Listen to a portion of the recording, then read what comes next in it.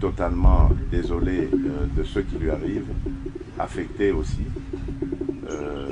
Je ne l'ai pas voulu, contrairement à certains dires mal intentionnés. Je ne l'ai pas voulu.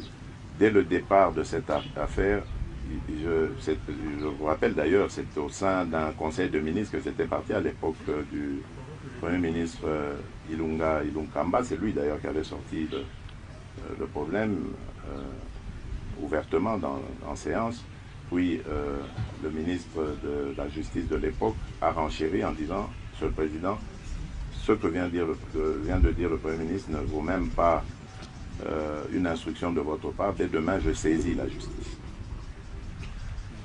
Ce jour-là, ce conseil n'avait pas été couvert par mon directeur de cabinet habituel, c'est-à-dire Vital Kamere, mais c'était un de ses adjoints. Et donc, après, je l'ai fait venir, je lui ai posé la question, je lui ai dit, tiens, on a parlé des fameuses maisons qu'on a à construire dans ce programme des 100 jours. Est-ce que c'est notre affaire? Il a dit non, c'est pas notre affaire.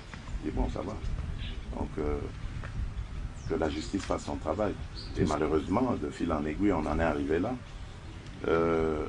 Ce que je peux accepter comme reproche, c'est que on me condamne de ne pas avoir donné des injonctions à la justice pour qu'elle ne fasse pas son travail et que lui ne se retrouve pas dans cette situation. Mais alors, dans ce cas, qu'on me dise qu'est-ce que j'aurais fait de mes principes alors, qui sont de laisser la justice libre de faire son travail. Mais bon, ce qui est arrivé, nous le déplorons tous.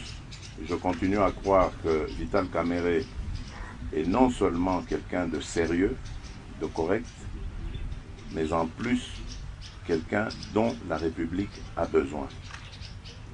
Grâce à son intelligence, grâce à son expérience. Et je suis convaincu qu'il jouera à nouveau un rôle dans ce pays.